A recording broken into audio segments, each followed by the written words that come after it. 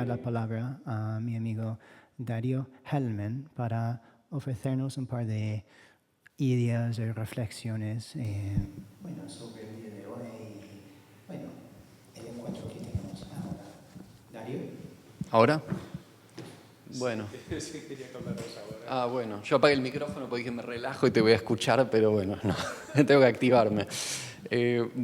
Gracias Armando y Jordan por este espacio. Compartimos con Jordan nuestro interés en el estudio de Heschel. Yo también estudié a Heschel, aunque no con el detalle y la especialización de Jordan. Pero de cara a esta conferencia quise hacer como un pequeño repaso de las cosas que más me habían interesado de Heschel. Y creo que ahí el pensamiento, Jordan va a hablar más de cuál es su pensamiento. Entonces yo pensé hablar un poco de su biografía y cómo impactó y el efecto que tuvo sobre todo en su activismo.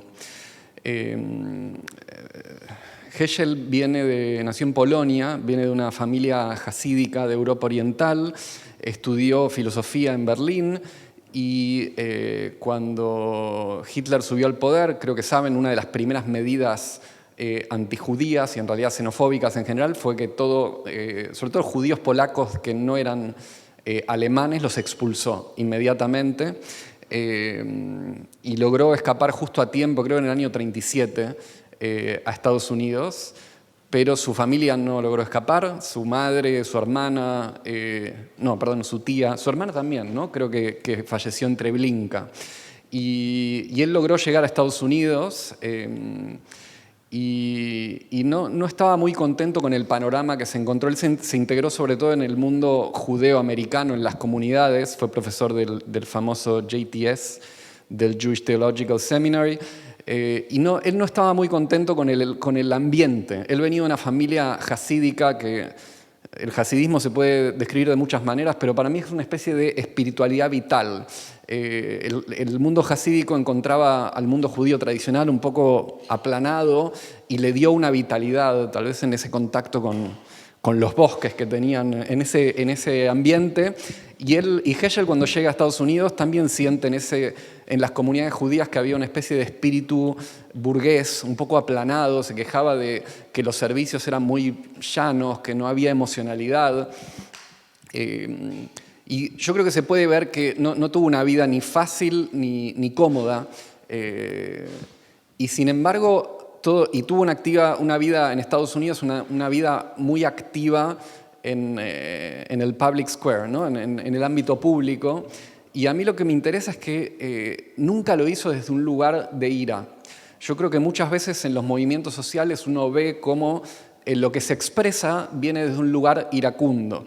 Y su hija, Susana Heschel, decía: mi padre es una voz de inspiración, no de argumentación. A pesar que era muy activo, participó en el movimiento de los derechos civiles, fue muy amigo de Martin Luther King, pero siempre desde un lugar más poético e inspirado que iracundo. Y con esto no quiero decir que la ira esté mal, o sea, el enojo, a veces el enfado por lo que pasa tiene sentido, pero yo creo que si el enfado es nuestro capataz, es más difícil conectar con los demás. Y Heschel encontró ese lugar que yo creo que su insistencia era como ir a un lugar de una espiritualidad más profunda. Él también se quejaba de que hay una especie de falta de sensibilidad espiritual. Y yo creo que promovía, un término que se me ocurrió, para mí Heschel promovía una especie de alfabetización espiritual, ¿no? De spiritual literacy, de tratar de que la gente conecte con esa sensibilidad, porque ese es el lugar en donde creo que él sentía que se podía trascender todos los cismas que nos dominaban, y él fue un maestro en eso, no solo en su conexión con, por ejemplo, Martin Luther King, también tuvimos la visita del Papa en estos días. Él fue una voz muy importante en todo el proceso del Concilio Vaticano II, en Nostra Aetate, fue asesor del Vaticano, y es una postura que mantuvo hasta sus últimos días. Así que para mí es un ejemplo bastante contracultural, yo creo, Y para mí es una alegría que, bueno, que Jordan pueda, no sé cuánta gente en España lo estudia o se entusiasma con Heschel, pero me alegra que primero que Armando en Espacio Ronda le dé un espacio y que Jordan le dé y yo desde mi lugar más de Orhadash, de la comunidad que alberga Espacio Ronda, tengo un compromiso a que ese spiritual literacy que Heschel promovía se pueda expandir. Muchas gracias, Darío. Bueno, la primera pregunta. Tengo una pregunta, perdona. ¿Quién fue Heschel? Como ha dicho Darío, Heschel era una figura muy conectada con la lucha para la justicia social. Marchaba literalmente junto a Martin Luther King Jr. Desde Montgomery, Alabama, a Selma, en el año 1965. También marchaba en contra de la guerra en Vietnam. Y de modo muy interesante también negociaba con el Vaticano. No sé si ubican, pero Heschel era, se puede decir, el negociador judío supremo ante el Vaticano en el contexto de Nostra Aetate. Y su influencia fue enorme.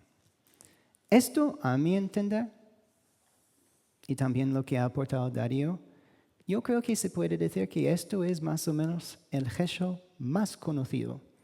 Este Heschel interreligioso y de la justicia social. Y es un Heschel súper importante, pero yo diría más conocido. A mi entender, porque llevo tiempo con Heschel estudiando su pensamiento poquito a poco a lo largo de varios años, creo que hay otras cosillas detrás de esta imagen.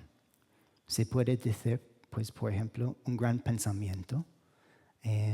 Entonces, con esto dicho, ¿quién era Abraham Joshua Heschel?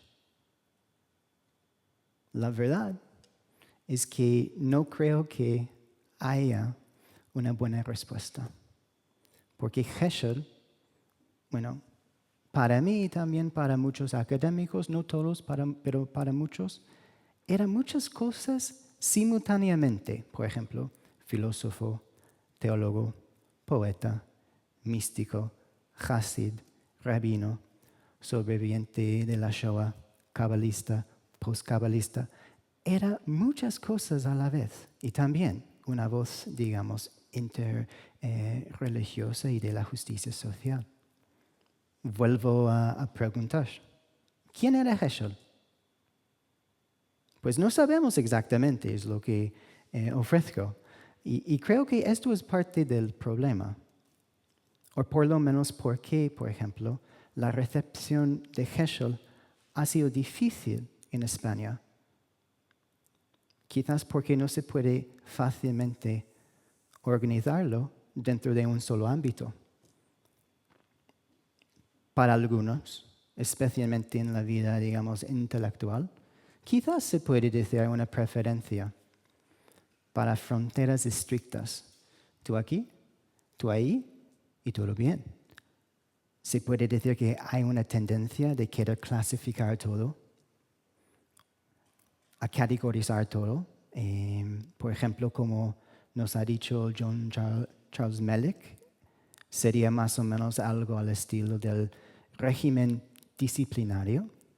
Y como expande, tenemos pavor a todo aquello que no está bajo nuestro dominio. Por eso inventamos sistemas simbólicos de regulación y de colonización del mundo, teológicos, políticos, económicos, tecnológicos. Heschel, a mi entender, resiste las categorizaciones y clasificaciones fáciles. que pueden existir tanto dentro de la vida intelectual como en el ámbito académico, creo. Además, se puede decir, estamos acostumbrados a pensar la religión, la filosofía o la política como ámbitos separados. Yo sé, pero no necesariamente aquí en esta casa, porque es un acercamiento más dinámico, pero por lo general. Heschel se mueve entre todo esto. Y como consecuencia se puede decir que Heschel existía entre mundos, demasiado teológico para ciertos espacios académicos seculares, o demasiado académico para algunos ámbitos religiosos, demasiado místico para el discurso político y demasiado político para una lectura puramente devocional. Bueno, hay debates, se puede decir, pero al final hay ciertos hechos innegables, como nos ha compartido Darío. Heschel nació en Polonia, se doctoró en Berlín, trabajaba con Martin Buber para la comunidad judía, se escapó de Polonia 6 semanas antes de la invasión nazi y murió en 1972. Sus 3 libros, bueno, a mi entender, mejores, o sea, más conocidos, El Shabbat, de 1951, El hombre no está solo, una filosofía de la religión, del mismo año, o Dios en busca del hombre, una filosofía del judaísmo, de 1955. Hoy, con vosotros, con vuestro permiso, tengo 2 preguntas que quería explorar. ¿Por qué leer a Heschel? ¿Y qué aspectos de su pensamiento siguen siendo relevantes para nosotros? Y en torno a la primera pregunta, tengo 4 propuestas, respuestas, se puede decir. Primero que nada, pues, como todos sabemos, estamos en un momento complicado y difícil, en muchas maneras. Yo creo que Heschel ofrece una respuesta ante la polarización política y también la ideología extremista. De todas formas. Y realmente porque Heschel nos ofrece explícitamente y también bellamente, poéticamente, místicamente, teológicamente, una visión sobre el misterio, o sea, también el no saber. Yo creo que también el pensamiento de Heschel nos ofrece una respuesta ante la prisa que todos nosotros, bueno, podemos experimentar. Y también lo que Heschel llama la civilización técnica. Es decir, pues, y cómo lo vamos a abordar, el mundo contemporáneo con, bueno, la tecnología, el lado positivo, pero también negativo. Por otra parte, yo creo que Heschel ofrece una manera de promover una identidad judía podemos decir, en positivo, o sea, una identidad judía positiva. Bueno, evidentemente es un momento difícil, se puede decir, para muchos. Para algunos como el rabino y el filósofo Jonathan Sacks, la lucha en contra del antisemitismo es muy importante, pero según él, y yo confío mucho con él y su visión, la lucha, mientras importante, no puede ser la única manera con la cual la comunidad judía, en su opinión, se identifica con su judaísmo. Tiene que haber un tipo de expresión más positiva. Y ahí entra, por ejemplo, Heschel. Entraba antes, digamos, de esta frase de Sacks, pero ahí entra Heschel con sus semillas espirituales, o sea, una oferta, bueno, de herramientas, pero realmente de semillas espirituales. Y por otra parte, yo creo sinceramente que el pensamiento de Heschel nos ofrece hoy en día una manera de consensuar sobre ciertos valores comunes que evidentemente, argumento, se necesitan hoy, especialmente en nuestros tiempos de polarización, división política, pues vivimos obviamente entre mucha diferencia y especialmente de opinión. Mucha diferencia de opinión hoy, que está bien y importante. Pero también, y sigo un poco del pensamiento de Jonathan Sachs, también tenemos que compartir algo. Volveremos a una metáfora más o menos del pensamiento de Heschel al final de la conferencia. Pero en términos de la segunda pregunta, ¿cuáles aspectos de su pensamiento son relevantes para nosotros hoy? Yo creo que hay una buena puerta de entrada. Dos conceptos claves, se puede decir, dos lados de la moneda. Lo he dicho, la civilización técnica, por un lado, y el misterio, por otro. Y Heschel trata estos dos conceptos como si fuesen en un tipo de dialéctica. Hay una relación entre los dos. Y lo vamos a explorar un poco, pero aunque hay una dialéctica, para Heschel lo más importante, creo yo, es que hay un tipo de balance, o sea, equilibrio. Y bueno, ¿qué es la civilización técnica? Pues tenemos una imagen aquí de una historia más o menos famosa, también unas frases que, bueno, creo que ubicamos más o menos el autor de estas líneas, pero creo que, bueno, conjuntamente sugiere que la civilización técnica es un contexto de mucha prisa, que no tenemos tiempo. Creo que es una respuesta quizás que hemos recibido mucho de algunos amigos. Ay, me gustaría, pero no puedo, estoy ocupado, es que tengo muchas cosas que hacer. Es que, bueno, esto para mí sería más que nada un aspecto de esta civilización técnica al estilo de Heschel. Otra imagen, ahí básicamente, bueno, hablando de nuestra conexión tan querida con los móviles, y este señor se pone pues con esta cuestión para no mirar el móvil cada 2 segundos. Bueno, otro ejemplo, digamos, porque yo sé que sois muy serios y tenemos que ser muy serios hoy. Bueno, ¿qué dice Heschel? Porque pues para mí lo más interesante y lo más importante es ofreceros sus propias palabras. Bueno, Heschel básicamente dice que hay algo que se llama el reino del tiempo. La civilización técnica tiene una relación un poco difícil, se puede decir, con el reino del tiempo.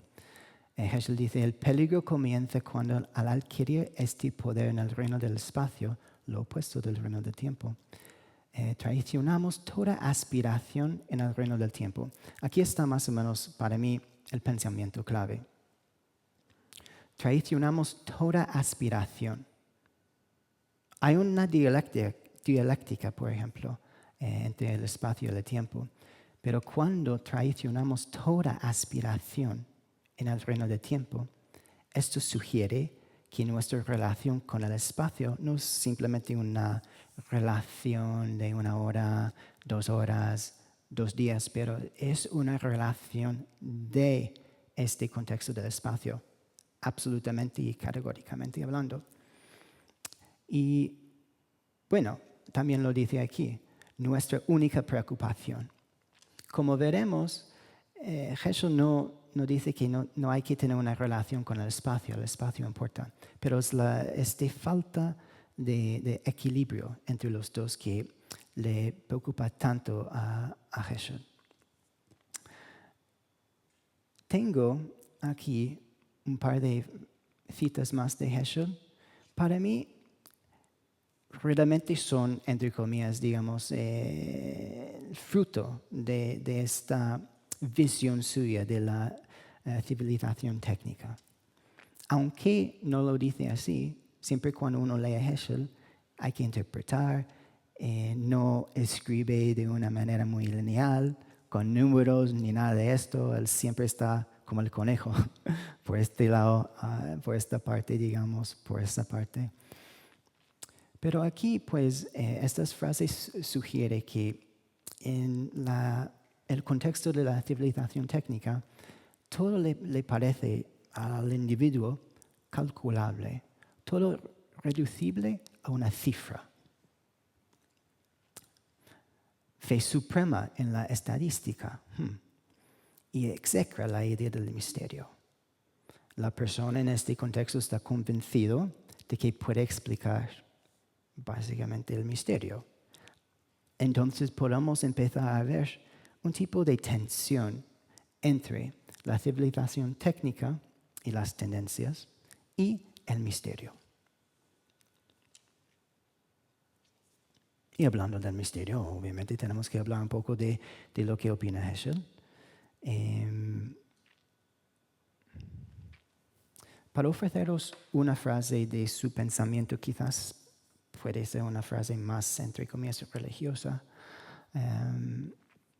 Heschel básicamente dice aquí, arriba, que el mundo es misterioso. Y ya está. Bueno, cita a algunos de la tradición también. Dice ahí abajo, el mundo de lo conocido es un mundo desconocido, misterioso. Dice aquí, por ejemplo, que cada sensación está anclada en el misterio. Las ideas nos llegan y, según él, no sabemos de dónde llegan. Y abajo, el misterio no solo está más allá y fuera de nosotros, estamos insertos en él. Es nuestro destino. Y la suerte del mundo depende del misterio.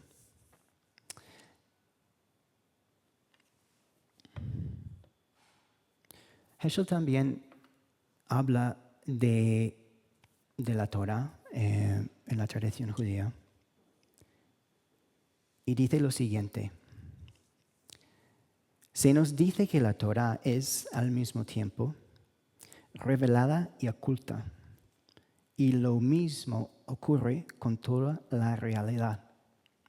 Todas las cosas son conocidas y desconocidas, evidentes y enigmáticas, transparentes y impenetrables.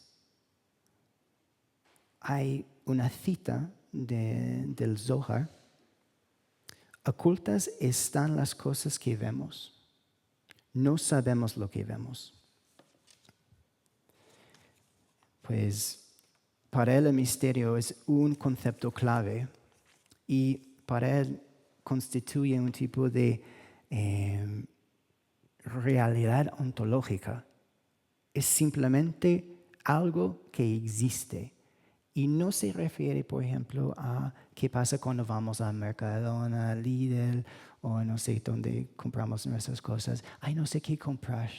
No sé. O cuando estamos en un restaurante, ¿qué le sirvo? Ay, no sé. No, él no habla de esto. El misterio es algo más allá de este no saber, se puede decir. Es algo más existencial. Y hablando de su pensamiento, tengo 4, se puede decir, temas que quería proponeros, respuestas.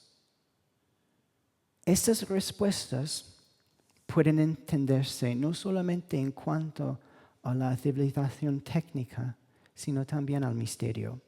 Se puede decir que estas, por ejemplo, Shabbat, el asombro, o sea, el temor reverente, la oración, o sea, tefilá en la tradición judía, y el lenguaje responden en contra, digamos, de la civilización técnica y su certeza, falta de equilibrio, y a favor del misterio, por ejemplo. Y ahí nos conectamos con ese Heschel más conocido de la justicia social, esta voz interreligiosa, esta presencia que acompañaba a Martin Luther King Jr. Y realmente a través de la idea de la respuesta. Aunque estoy partiendo con vosotros desde un punto un poco más, se puede decir, interno y no tan orientado hacia, digamos, la acción directa en el mundo, la idea de la respuesta para Heschel es clave. Hay que responder. Heschel nos dice, por ejemplo, que la religión es una respuesta a las preguntas últimas del hombre. También nos dice, la religión es una respuesta al misterio. Entonces, la idea de la respuesta es fundacional para Heschel, pero la respuesta, como estaba proponiendo, puede ser tanto interna como externa, o sea, los dos simultáneamente. Y de hecho, en su libro Dios en busca del hombre, hay una sección grande y prominente sobre, digamos, que se titula precisamente respuesta. Entonces, ¿cuáles son estas respuestas? Tenemos, por ejemplo, Shabbat, el día sagrado en el judaísmo, el asombro o el temor reverente, la oración y también el lenguaje. Y vamos a empezar con vuestro permiso, con el Shabbat. No voy a hablar mucho de cada respuesta, pero vamos a ver un par de ideas de Heschel en cada respuesta. Primero que nada, si estamos interesados en entender lo que Heschel opina sobre el Shabbat, hay que volver su libro al Shabbat, su sentido para el hombre moderno, de 1951. Es un libro pequeño, pero es muy poético y se puede estudiar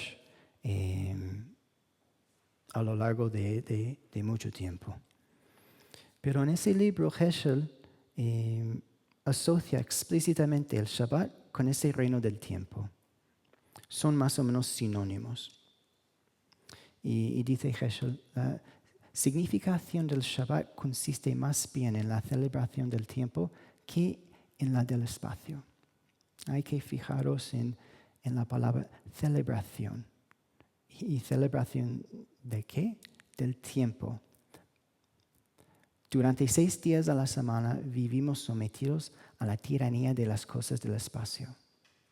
En Shabbat tratamos de ponernos a tono con la santidad en el tiempo. Y bueno, la palabra tiranía es un poco fuerte, pero realmente Heschel la asocia con ese ámbito del espacio, las cosas del espacio. Si leen ese libro de Heschel, Heschel habla mucho de las cosas. Y volviéndome, con vuestro permiso, aquí a sus frases sobre la cifra, todo se puede calcular, la estadística. Esto realmente quiere decir que hay una tendencia de convertir todo lo que experimentamos en un tipo de cosa. Si podemos organizar algo en una cierta categoría, ya tengo más o menos un tipo de orden, o sea, control cognitivo, psíquico, etc. Él también nos dice que, en términos del Shabbat, que es el día en que somos llamados a participar en lo que hay de eterno en el tiempo, a pasar de los resultados de la creación al misterio de la creación. Bueno, puse en negrita misterio de la creación, simplemente para demostrar que para Heschel el Shabbat se conecta fuertemente con el misterio. Un tipo de, otra idea clave sería lo eterno. Esto es muy en contra, a mi entender, de las cifras y las estadísticas que son importantes, especialmente en las ciencias, especialmente en la medicina, pero cuando entramos, por ejemplo, ese ámbito interpersonal, ahí Jesús más o menos no habla necesariamente siempre de lo interpersonal, pero está ahí en su pensamiento. Pero para Jesús hay un problema cuando empleamos un tipo de mentalidad, un tipo de paradigma de la civilización técnica, cuando estamos enfrente del otro o de la otra. Si hay una tendencia de querer organizar todo en categorías, en clasificaciones, etc., pues,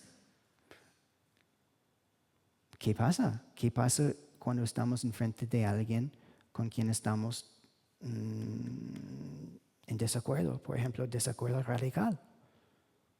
Queremos, por ejemplo, pensar en el Shabbat de Heschel, pensar en lo eterno y pensar en el misterio de la creación. No creo. Sería buenísimo. Sería buenísimo. Y si lo pueden hacer, pues que me llamen y hagamos otros talleres, quizás con Darío, y organizamos algo. Pero en estos contextos se puede decir, las complicaciones y tensiones interpersonales, es más fácil, se puede decir, poner etiquetas y clasificar, digamos, a personas. Y por experimentar lo eterno y lo misterioso, ya entramos a otro terreno. Para Heschel esto sería, desde el judaísmo, la respuesta máxima ante la civilización técnica. No necesariamente en contra del espacio. Heschel dice que el espacio importa. Los 6 días de la semana importan. Pero para Heschel todo tiene que ver con equilibrio. ¿Cuál es nuestra relación con la civilización técnica? ¿Estamos ahí conscientes, pues participando porque tenemos que ganar el pan? ¿O estamos teniendo una relación absoluta con las cosas del espacio y no con el reino del tiempo? O sea, se puede decir los valores más eternos e inefables de la existencia. Otra respuesta de Heschel sería, es un poco, todavía es difícil para mí. Siempre cuando leo a Heschel descubro más cosas. Pero por lo general tengo confianza en proponeros que otra respuesta de Jesús sería el asombro y el temor reverente. Son más o menos interconectados. Y siguiendo a Jesús de esta forma. El asombro para Jesús se asocia más con la sorpresa. No dar las cosas por sentadas. Y con un tipo de inadaptación a las palabras. O sea, su palabra en inglés sería maladjustment. Es decir, el asombro es una reacción inicial, sinónimo de la sorpresa, y ocurre cuando realmente no sabemos cómo reaccionar ni qué decir. Para Heschel, queremos siempre sentirnos como principiantes. Queremos siempre estar, digamos, experimentando algo nuevo. Hablaré un poco de la oración. Y es un comentario general, no necesariamente desde el judaísmo, pero para Heschel, su idea en términos de la oración es que cada experiencia en la oración debe ser básicamente nueva. Por ejemplo, si utilizo un libro en mis oraciones, cada vez que me entrego a unas ciertas palabras, debe ser una experiencia diferente. de la que había tenido previamente. Requiere trabajo, pero ahí está más o menos su idea del asombro. Por ejemplo, caminando también por la calle y viendo cosas que nos dan asombro. ¿Y qué pasa adentro? Generalmente, para Heschel hay una falta de palabras.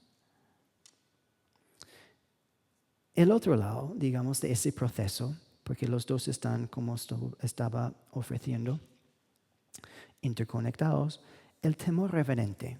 Y se puede decir, siguiendo a Heschel, que el temor reverente es algo un poco más profundo, un poco más allá del asombro.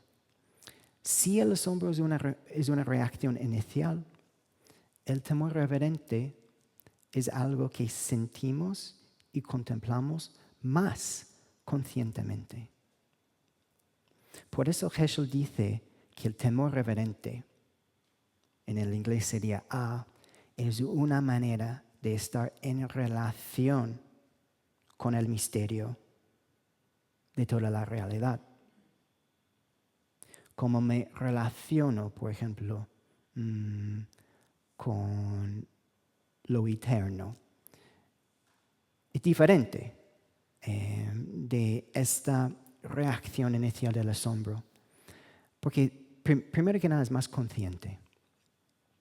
En segundo lugar, pide una relación. ¿Cómo me relaciono ante, por ejemplo, esta experiencia? ¿Dónde me ubico en esta locura, digamos, del pasado, del futuro, del presente? Cuando leo a Heschel, el asombro no lo entiendo así, en términos de, ok, siento esto y me pongo a reflexionar sobre la existencia. Esto es más propiamente del temor reverente para Heschel. Quizás, por ejemplo, unos ejemplos sería bueno. El asombro o asombro radical para Heschel es un estado de desajuste frente a las palabras y las nociones. Cuando no sabemos, ahí está otro clave, no sabemos. Cuando no sabemos cómo, qué decir, no sabemos expresarnos, por ejemplo, este momento justo antes de decir algo, o sea, de formular pensamientos, aunque no lo toco aquí, y esto es un poco de una idea muy no planeada, pero Heschel parte fuertemente de algo que se llama la teología profunda, depth theology, que es diferente de la teología tradicional, o sea, como se entiende. La teología profunda para Heschel es más o menos ese contexto de la existencia o nuestra experiencia antes de la formulación de las palabras, antes de la formulación de emociones estrictas, un momento antes. Y hay un nexo, se puede decir, con este momento de desajuste. Bueno, podemos pensar en nuestras propias vidas. Quizás hemos tenido experiencias de asombro, de desajuste, no sabemos cómo reaccionar.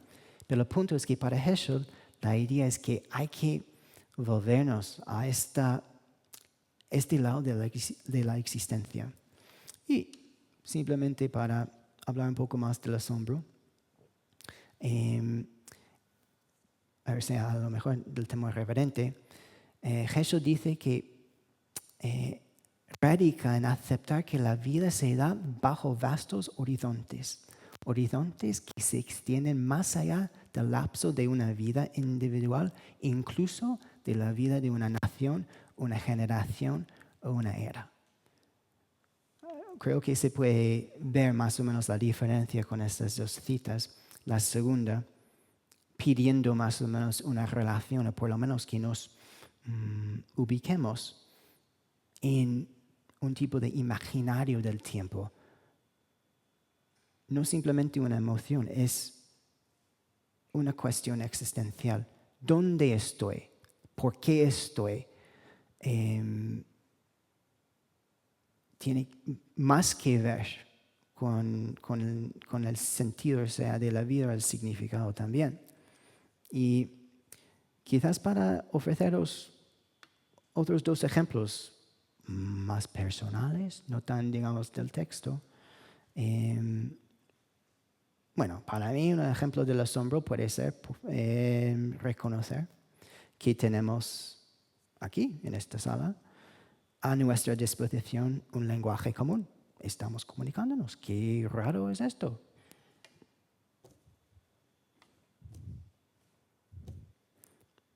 Que podemos comunicarnos a pesar de nuestras diferencias, compartir ideas y comprendernos mutuamente. Se puede decir, esto ya es extraño, esto ya es sorprendente.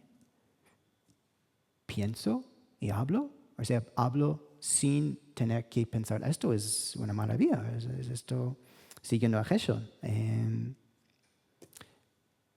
Y respecto al temor reverente, quizás un tipo de ejemplo aún más personal. A ver, hace poco aprendí que era descendiente de los sefarim, de los sefardíes aquí en España, los judíos antes de la expulsión. Y para mí, un intento de llegar al temor reverente, y por decirlo, no es decir que soy maestro de esto, es parte de lo que estoy tratando de hacer. Pero por estar delante de ustedes, delante de vosotros, aquí en España, en 2026, después de tanta historia y también en un momento complicado, sentir que pertenezco a una tradición religiosa, espiritual, mística, que me precede y que me supera, esto me emociona.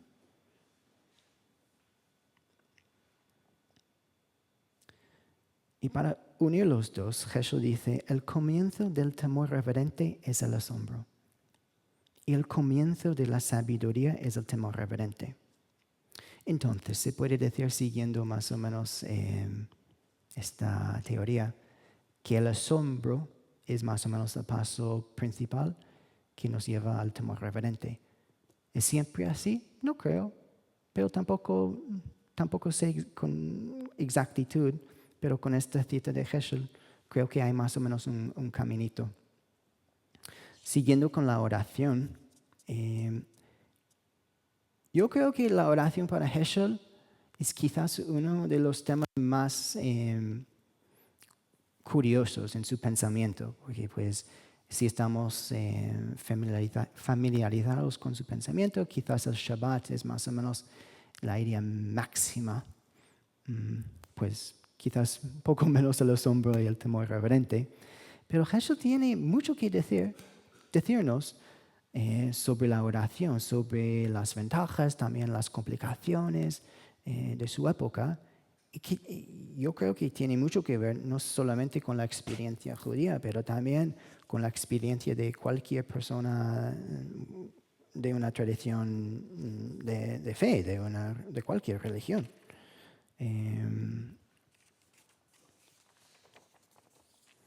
Primero que nada, Heschel sugiere que la oración no es necesariamente, y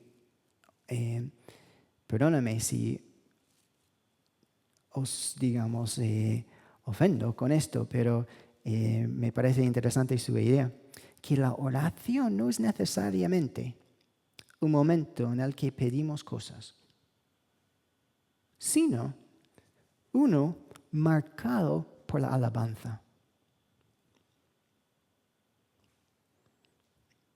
También Heschel dice que la oración es sinónima de la experiencia de olvidarme de mí mismo. Ofrece en sus escritos un tipo de dialéctica. Yo creo que sabemos la dialéctica de Martin Buber, yo y tú. Heschel tenía otra dialéctica, ello, él. para Heschel, la idea de la oración tiene que partir no desde un yo, sino desde un ello. Tenemos que llegar a la oración no como nosotros de los 6 días de la semana, por ejemplo, con todo nuestro, en inglés sería baggage, o sea, responsabilidades, preocupaciones y todo. Tenemos que vaciarnos. Yo creo que es un tema que se ha tocado mucho en esta casa, la idea del vacío, por ejemplo. Y a partir de ser como un ello ante un él o ante un tipo de realidad última, hay una mejor posibilidad de conectarnos con nosotros mismos. O sea, ese yo más interno sería para Heschel. Por otra parte, Heschel asocia la oración con la canción de una forma literal. La oración para Heschel es el canto y el canto es la oración. La oración tiene que ser también para Heschel comunitaria, pero también hay varios matices que veremos dentro de muy poco. Curiosamente, Heschel dice que, en general, que la gente que tenemos una mala relación con las palabras y también una mala relación con el libro de oración en la tradición judía, el Sidur. Y ahí se puede decir que Heschel parece una persona que siempre está quejándose. Pero la verdad es que a mí me gusta mucho porque sus ideas son muy intensas y profundas, pero sinceras. Con este prefacio voy a entrar en algunos de sus, digamos, quejas.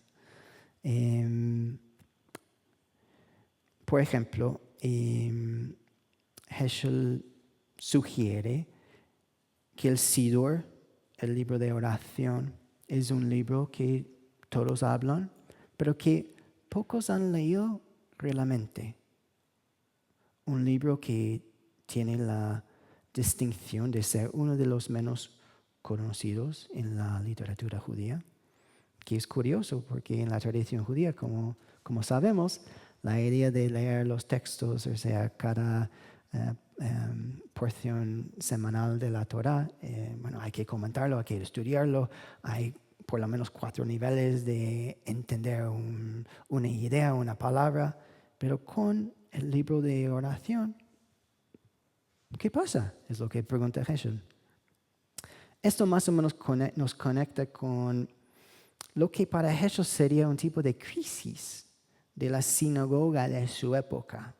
Se puede decir también de la iglesia, de otro contexto de oración. Primera queja. La oración como delegación. En inglés sería praying by proxy. Y esto sería, para Heschel, cuando, voy a decirlo así, cuando entramos en un contexto de oración y vamos a decir que el rabino ore por mí y no tengo que hacer nada. Ya está ahí, y yo estoy aquí y ya está. Heschel está muy en contra de esto. O sea, para él sería lo opuesto de la oración. Está bien que el rabino o la rabina, el otro líder, lideresa está ahí, pero la responsabilidad para Heschel nos toca a nosotros, a los individuos. Otra queja, en términos de esta crisis de la sinagoga de su época, una ausencia espiritual. Heschel estaba escribiendo en los años 50, 60, cuando se estaban construyendo muchas sinagogas en Estados Unidos. Había muchos edificios, mucha membresía se puede decir también, mucha asistencia en la sinagoga, pero para Heschel muy poca asistencia espiritual, o sea, del alma.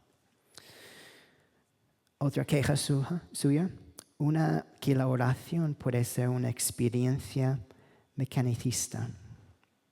Admite que los servicios religiosos se llevan a cabo con dignidad y precisión, que todo está presente, decoro, voz, ceremonia.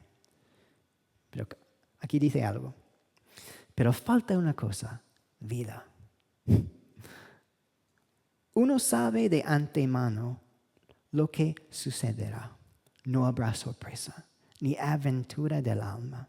No habrá ningún estallido repentino de devoción. Nada le sucederá al alma. Aquí está un poco más fuerte aún.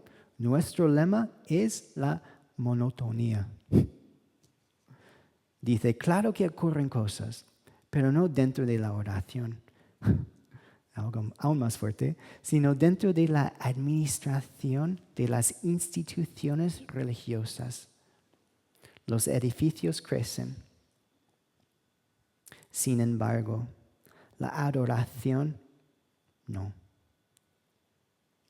Y esto más o menos le lleva a Heschel a conectar con el concepto de la intención en el judaísmo, la idea también de la espontaneidad,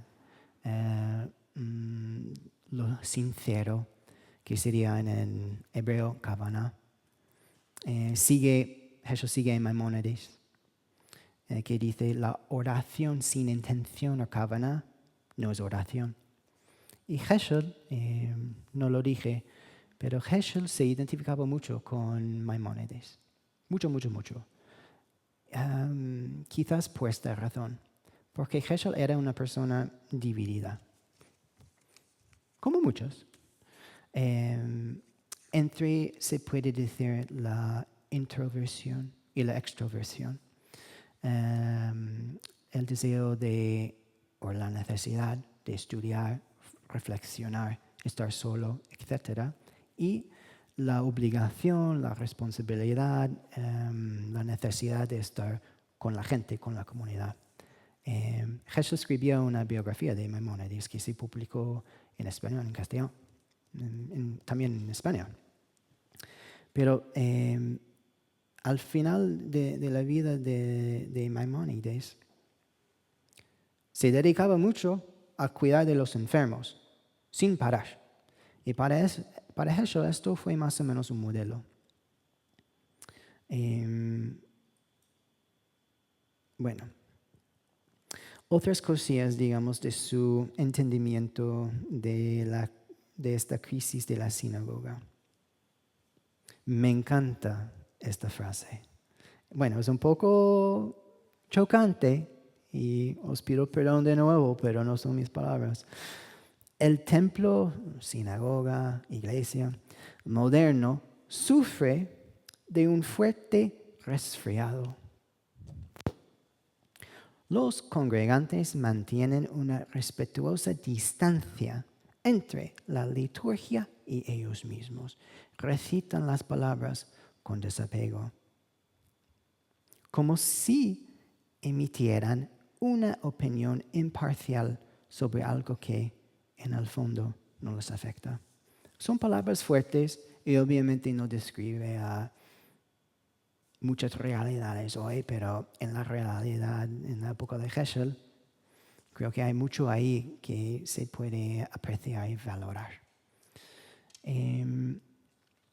Me encanta esta frase de Heschel sobre la oración porque yo creo que capta mucho. Nos vuelve a la idea central del misterio. ¿Dónde está el misterio en este fragmento? Se puede preguntar. Ya más o menos les ayuda un poco porque hablaba de esta idea hace un momento. Pero la idea de que la oración para Heschel tiene que convertirse en una experiencia nueva cada vez.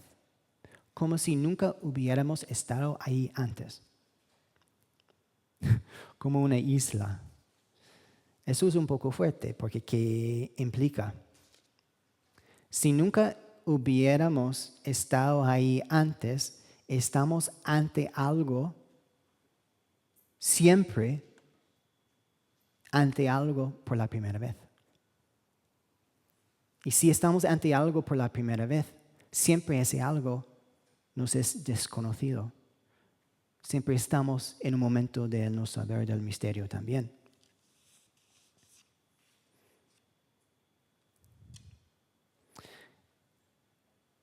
Y hablando de nuestra última respuesta, quizás es una respuesta ante la civilización técnica y el misterio más práctica. Heschel tiene algo espectacular sobre el lenguaje. Y realmente habla, en primer lugar, sobre los límites del lenguaje.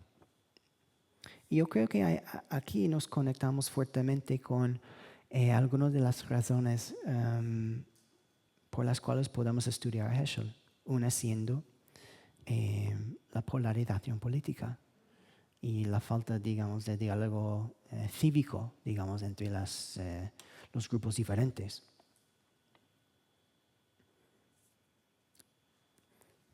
¿Qué dice sobre los límites? Siempre habrá, por ejemplo, distancia entre lo que queremos comunicar y lo que comunicamos al final.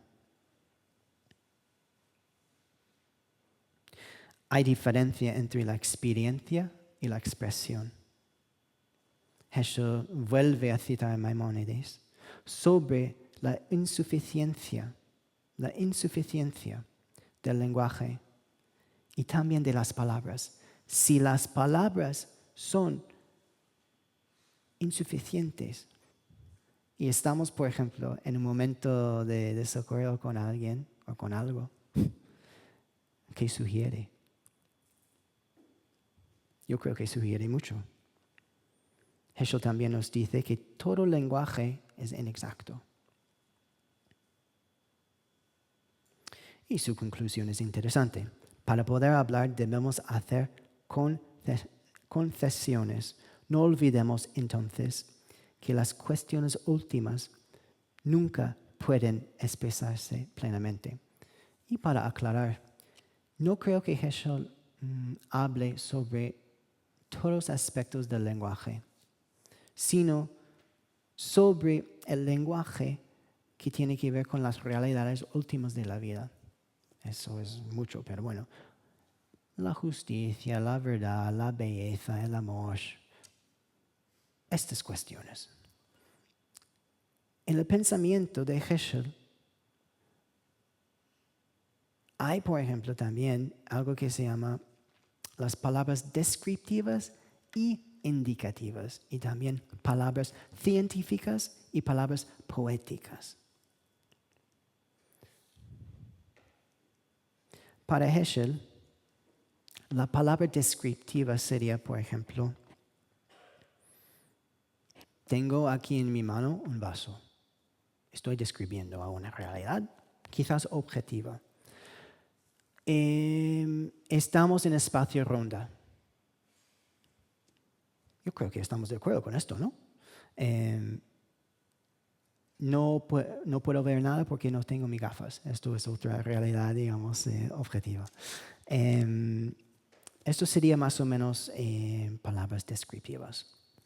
Palabras indicativas para Heschel sería palabras que tienen que ver más con estas realidades últimas de la vida. Me repito, sobre la justicia, el amor, la belleza, lo eterno, lo inefable. Y lo interesante aquí es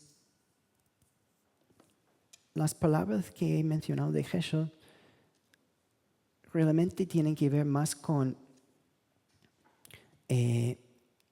la experiencia de hablar de temas, digamos, indicativos. Indicativos, ¿qué quiere decir esto? No estamos describiendo algo, sino estamos señalando.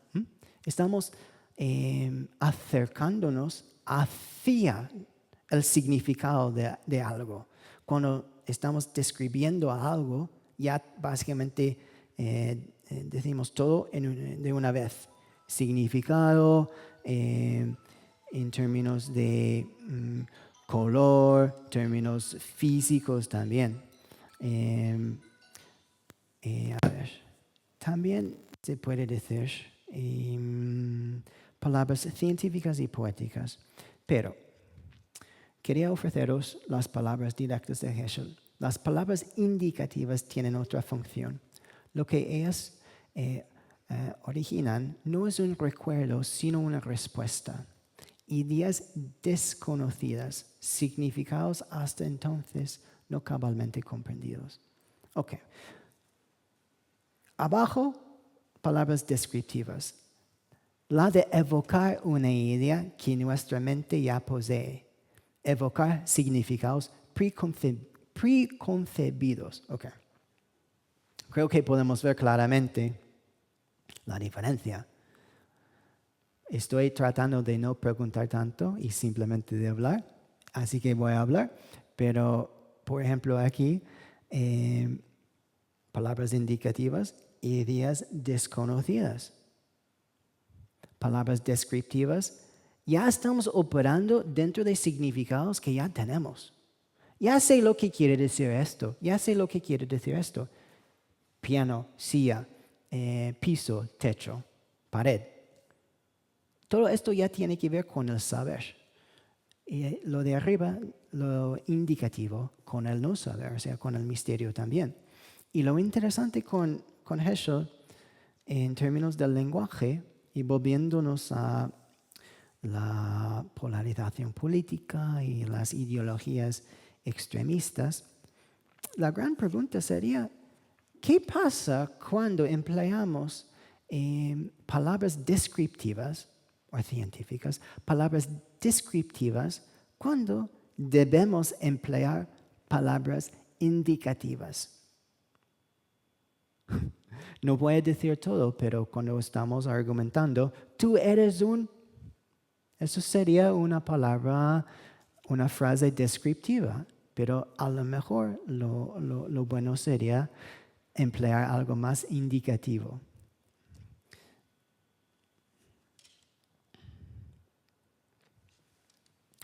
Al final de su Dios en busca del hombre, Heschel tiene un tipo de metáfora. Tal vez este sea el secreto de nuestra historia. Preferir permanecer en el desierto antes que ser abandonados por él. Ya he propuesto que el pensamiento tiene que ver para Heschel tanto con la comunidad judía como con, digamos, la sociedad. Y yo creo que esta metáfora del desierto nos ofrece más o menos una respuesta tanto para la comunidad judía, desde la comunidad judía, como para, digamos, el público y todos los otros grupos que componen una sociedad.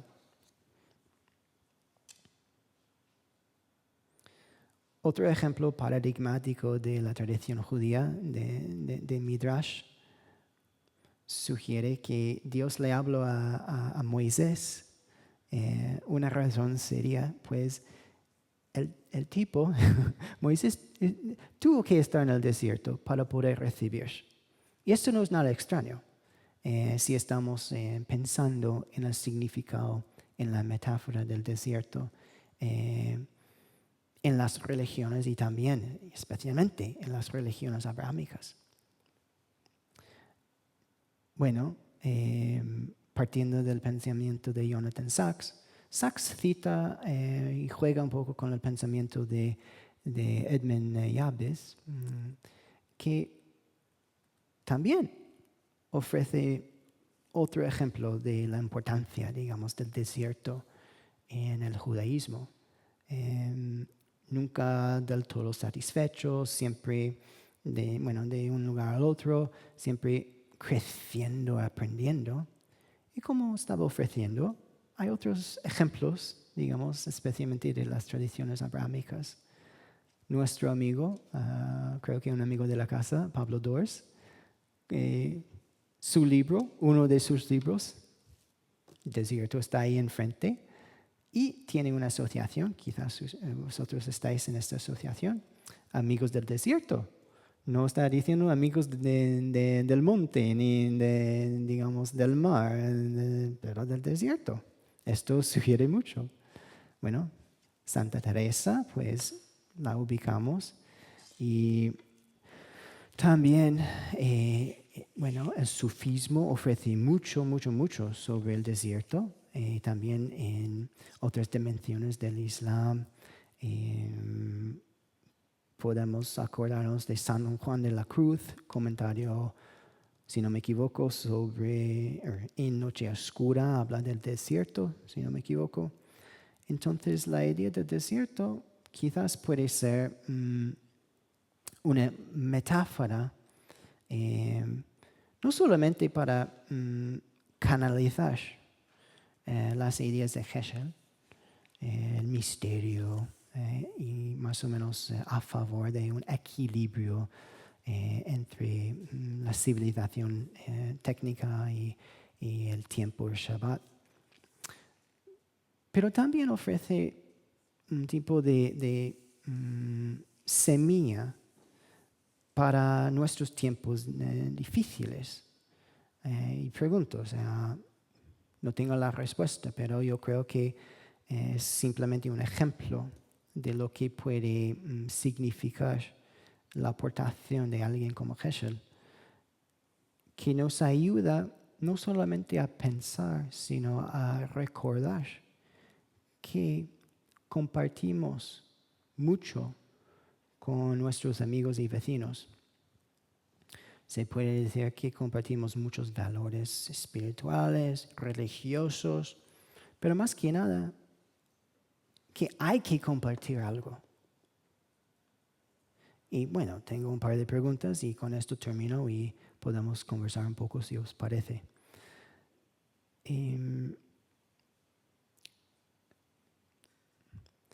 Pues en nuestras democracias actuales,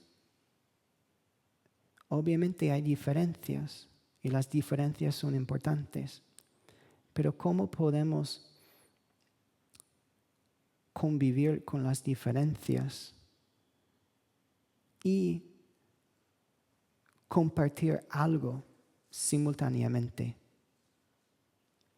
Hay muchas personas como Jonathan Sachs, que habla fuertemente a favor de la diferencia, se ubica en su trabajo, la dignidad de la diferencia. Pero también habla mucho de la importancia de compartir valores con nuestros vecinos, con nuestros amigos, con nuestros conocidos. Entonces la pregunta sería, ¿puede el desierto ser esa metáfora que nos une hoy? Y con esa metáfora también, dentro de esta metáfora, la idea del misterio de Heschel y también el equilibrio que hay que respetar y practicar en cuanto a la civilización técnica.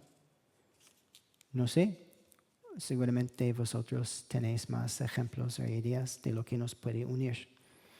Pero para Heschel, yo creo que siendo una figura universal, yo creo que esto sería por lo menos un aporte desde su pensamiento. Y volviendo al Heschel más conocido de la acción social y quizás menos conocido de la vida, digamos, interna, hay que responder. Yo creo que eso sería, para mí, es una pregunta muy, si se puede decir, hescheliana. ¿Puede el desierto ser metáfora que nos une hoy? No sé. Muchas gracias.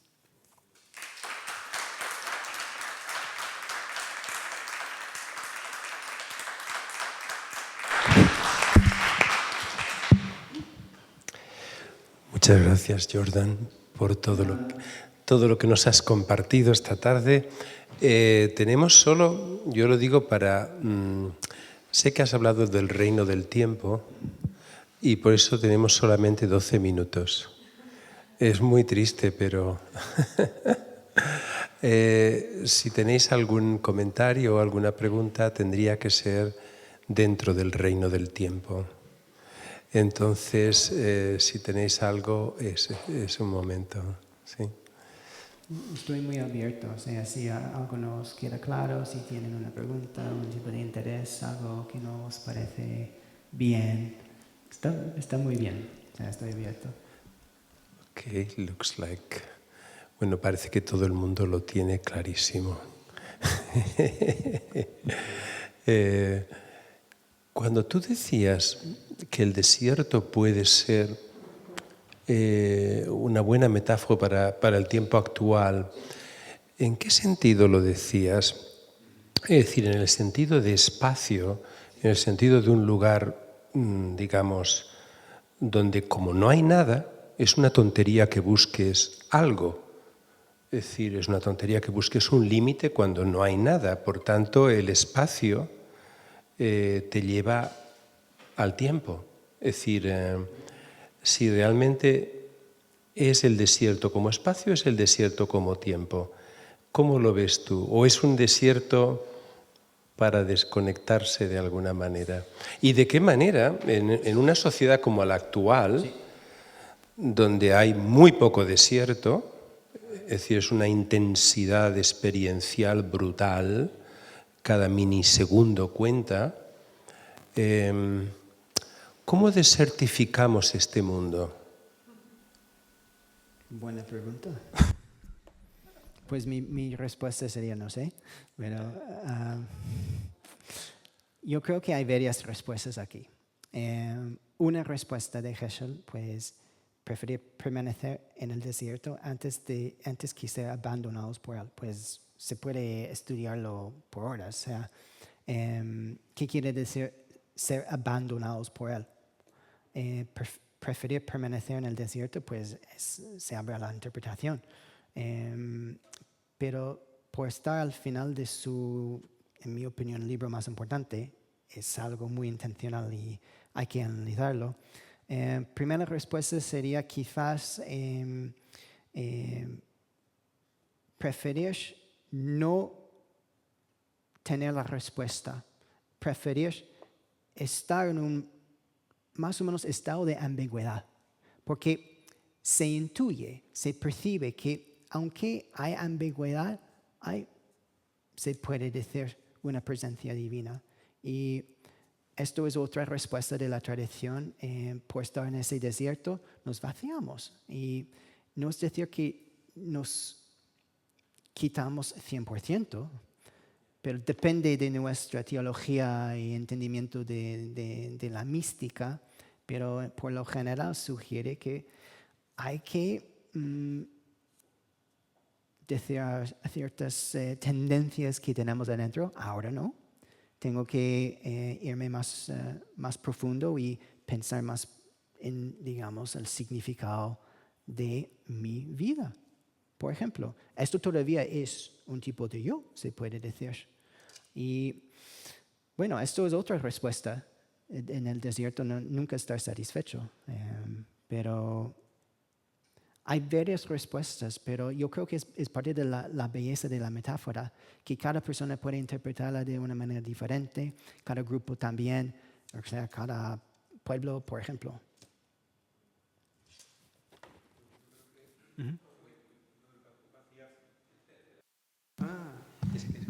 Esto has apuntado, una de las formas de entender del desierto, el vacío, el vaciarse de qué, bueno, pues de mucho, no de todo, pero sí de muchas cosas, ¿verdad?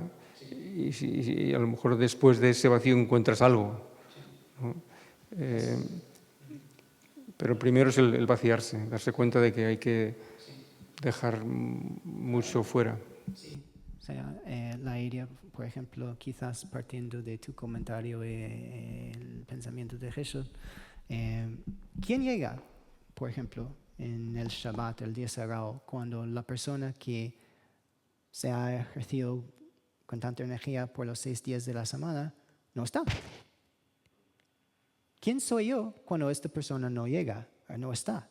Es una pregunta quizás difícil, o sea, un poco incómoda también para mí, pero esto implica un tipo de apertura. O sea, si no somos esa persona de los 6 días, pero todavía estamos en el séptimo, ¿quiénes somos?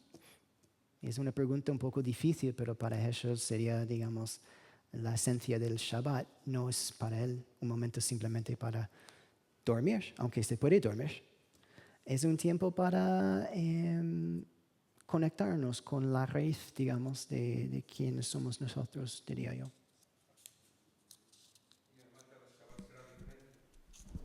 Y cada Shabbat será diferente. Buen punto, sí. Y especialmente si estamos leyendo, digamos, los parshiot de la Torah, o sea, de la Torah, porque bueno, hay algo diferente cada semana, sí. Exacto, buena idea. Gracias, Jordan. Con esto del desierto, quería hacer un comentario que no entiendo que no es de Heschel, pero en la tradición rabínica, como se juega con las palabras en hebreo, desierto es midbar, que se puede reescribir como medaber. Debe haber algún midrash que hace ese juego. No me surge ahora, pero debe existir.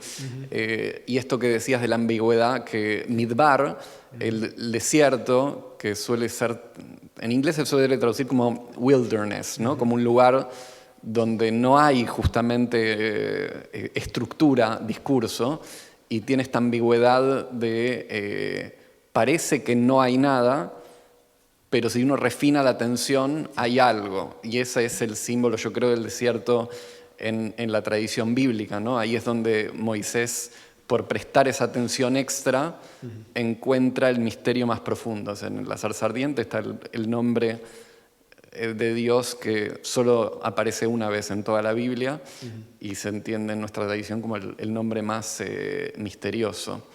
Y creo que, de vuelta, Heschel no lo elabora así, pero me parece que su insistencia en prestar atención a la sutileza, hay una frase que sí es de él, que es uncommon sense, el sentido no común hace que el midbar se transforme en medaber, ¿no? Es esa permutación del desierto en de repente nos habla, no es un despojo, hay algo ahí que tiene algo para decirnos, pero hay que estar...